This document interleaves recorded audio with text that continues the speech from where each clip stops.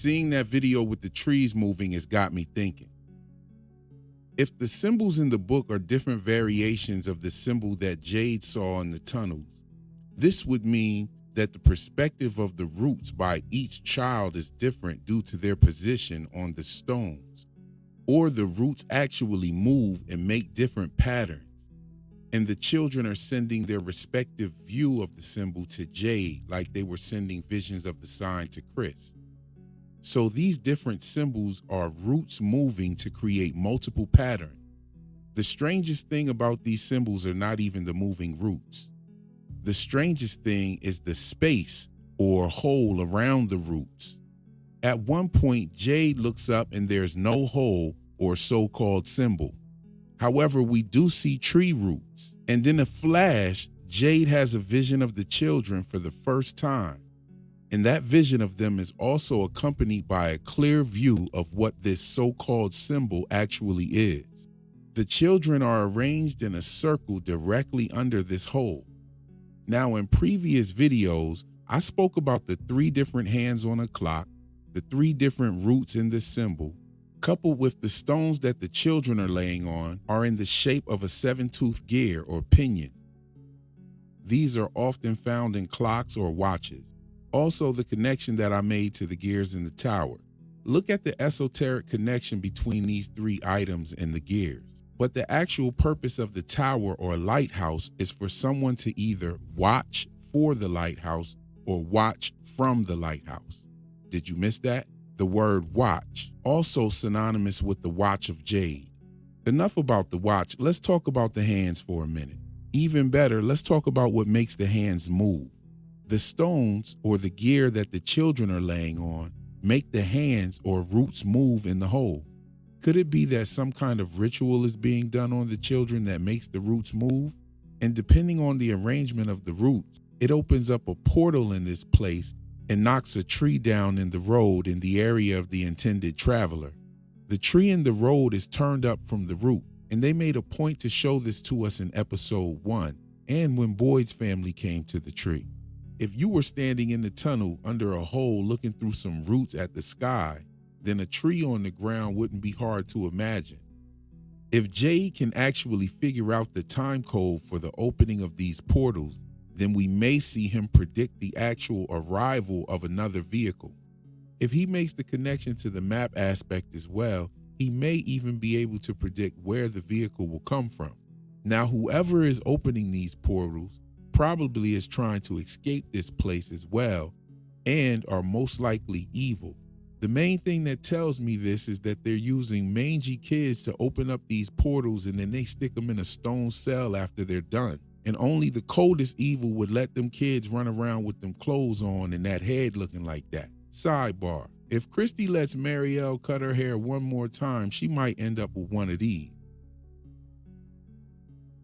But we can't talk about the trees without mentioning our wonderful concierge team at the Hotel La Femme.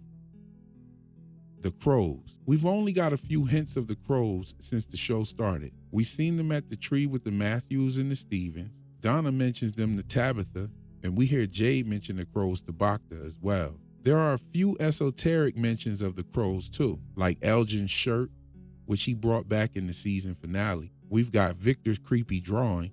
I'm sorry, but this looks like a crow. I mean, doesn't this look like a beak right here?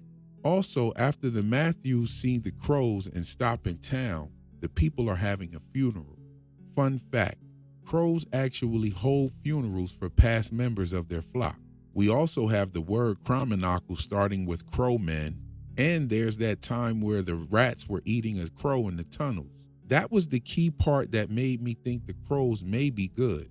I'm still not sure about that though. The other thing is the warning call they made.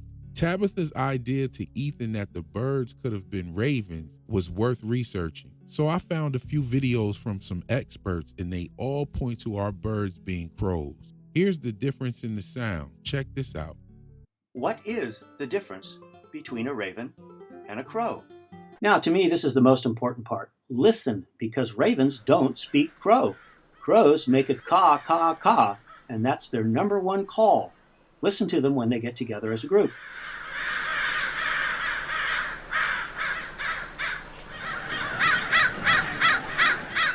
Notice the crow's pitch is much higher. And listen in this next segment and you'll hear crows clicking and cawing and one raven going cronk, cronk, cronk.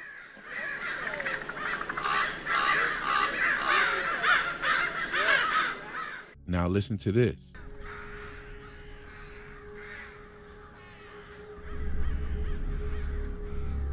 What are they doing? As I've stated before, I believe we will see some actual crow men, and I think they have a connection to the Matthews and Jade, but we'll just talk about the Matthews for right now.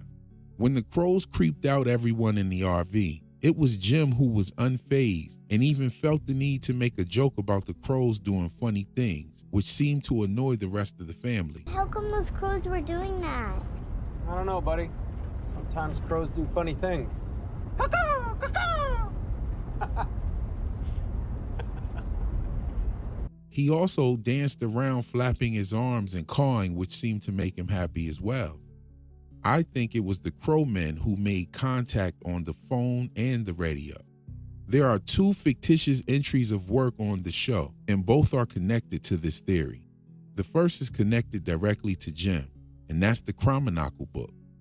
When we first seen the book, a point was made to point out that this book doesn't actually exist in our world. The first book Jim pulls out was called The Adventures of the Grand Golliwog, which is very reminiscent of an old controversial book series and toys called the Golliwogs in our world. And the book cover even suggests this with the black background and the white eyes.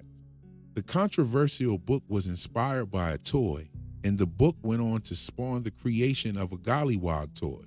I have traveled into this theory before, and one of my subscribers pointed out Jim's name and Jim Crow. I don't remember who pointed that out, but shout out to them for that. And while jotting some notes down for this video, I remembered that the actual person who created the name and character Jim Crow was a man named Thomas Dartmouth Rice. Thomas was also the name of Jim and Tabitha's child who passed when Jim answered the phone. The phone is also tied to another clue, but we'll get to that soon. The second book was, of course, The Adventures of the Chromonacle, which was the base of the point that this book doesn't exist in our world. The second fictitious entry is the nursery rhyme Bacta's grandmother sang to her. The first time we heard that nursery rhyme was in Kenny's dream on the phone. I think that was the Crow Man telling him how to win round one with the entity that was freed from the bottle. I also think that the voice on the phone is the voice that was on the radio that called Jim by his surname. He had already established that it was Jim he was talking to.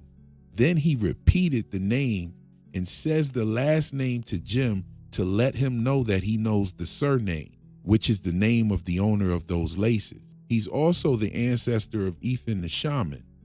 And speaking of shamans, my theory about this place having some sort of ancient Native American magic happening would no doubt be linked to the history of this country in some way. And the Golliwog and Jim Crow Thomas connection would also be tied into the history, along with the so-called black woman being the one whose grandmother sang that nursery rhyme to her, being that she would have lived through the Jim Crow era. The first time we hear that nursery rhyme was from the voice on the phone. That voice called Jim by his surname. It's also notable that the only time we heard the rhyme correctly stated before the three were taken was by the voice on the phone and Bacta. No one else was able to say it correctly. And is it me, or did Kenny fail to even mention that he heard it at all? Now that I think about it, the Jim Crow era was a time when seating on a bus was an actual issue, and I find it interesting that Bacta was the driver of the bus.